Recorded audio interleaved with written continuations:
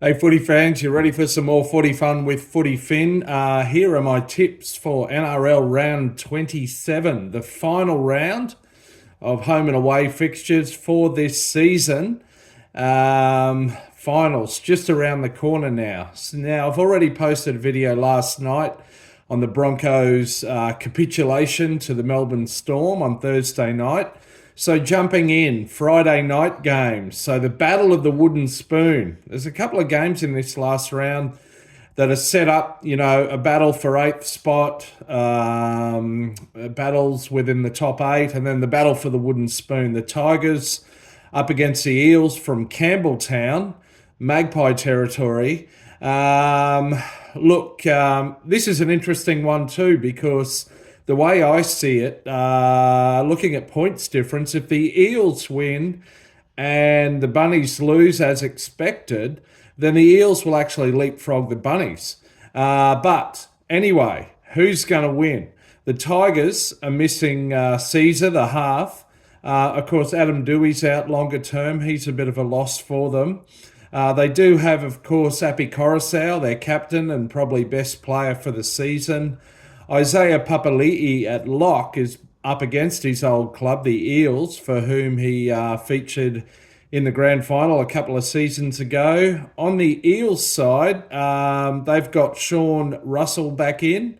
Of course, Mitch Moses is out longer term. They've got Brown and Arcee in the halves. There's a lot of questions being asked over the future of a lot of these players for the Eels into next year when Jason Rolls comes on board as head coach. Questions being asked about the likes of Gutho, Regan Campbell-Gillard, Sean Lane and others. Have they got futures at the club?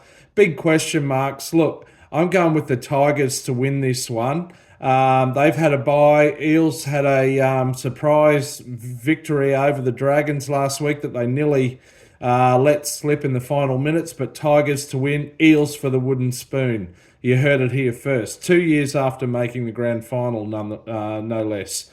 Then primetime Friday, the old rivalry that goes back to the 1908 grand final, local derby, the Rabbitohs versus the Roosters, southern suburbs versus eastern suburbs in the old days. Roosters have been looking hot, but they've had a bloody injury crisis now. I'll come to that in a minute. The Rabbitohs are missing Whiten this week. That'll hurt in the halves. Longer term, they're missing their captain Cam Murray and also the Mitchell brothers. So understrength Rabbitohs team. But speaking of understrength, let's have a look at the Roosters. So Brandon Smith and Sam Walker are out for the season with ACL injuries. Victor Radley has fractured a scapula or a shoulder blade. He may be out for the season, I'm not sure.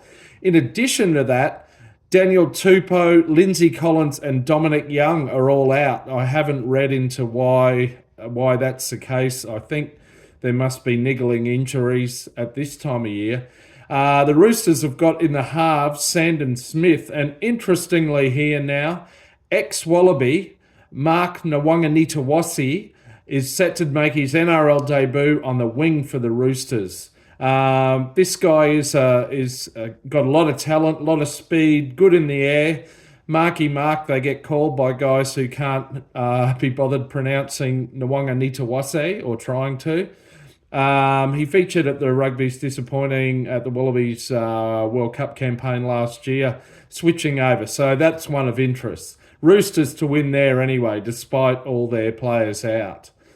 Saturday afternoon, the Dragons are on 10th up against the Raiders, who are on 11th. Now, these two have still mathematical chances of making the finals, but just forget it. It's so extremely unlikely to be sort of 10,000 to 1 or even longer odds.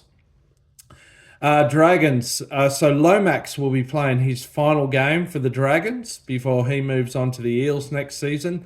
They've got Sully and Molo back. They have lost Ravalawa compared to last week. Of course, they were upset by the Eels last week, but they nearly came back. 44-40 was the final score.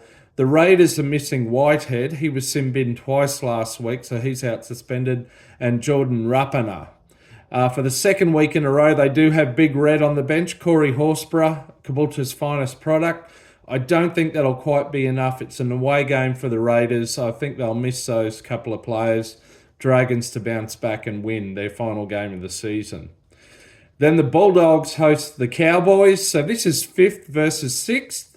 One of these teams win, they could leapfrog the other one. Haven't looked at all the possibilities. It's still possible one of these two could jump into the top 4, I think, if the Sharks lose.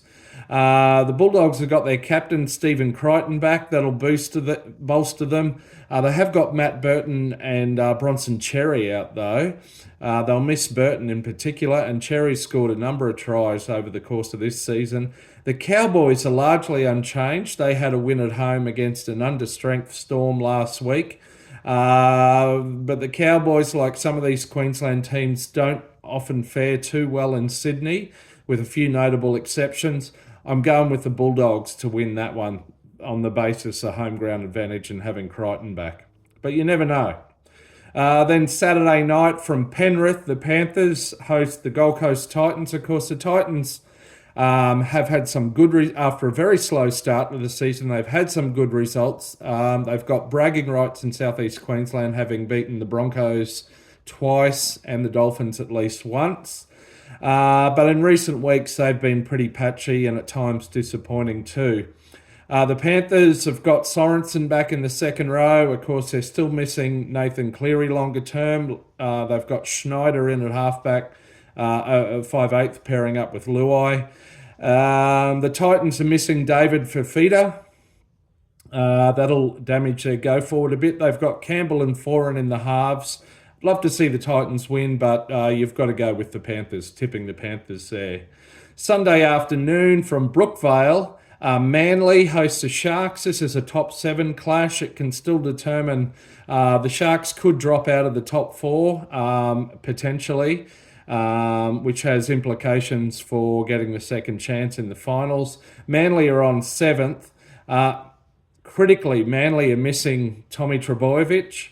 That's really going to hurt them. It's hard to imagine a team that relies more on one player than Manly and Tommy Turbo.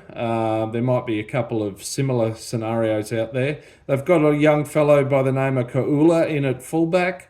The Sharks, of course, they're coming off a disappointing loss late in the game in the final 30 seconds against the Wars at Shark Park last week after leading 22-4 or 22-6. So very disappointing. They've got Jesse Ramian back and Ronaldo Mulatalo, so that'll boost to their outside backlines there. Look, by virtue of Manly typically do really well at home, but they're missing their talisman Tom Turbo, and the Sharks, I'm predicting Fitzgibbon will have them bouncing back after that disappointing last gasp loss. So the Sharks to win there and therefore retain their spot in the top 4 is my tip. Now, look, the final, you couldn't have scripted this better.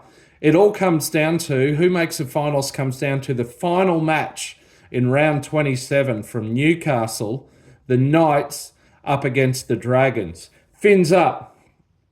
Now, look, this is going to be a blockbuster.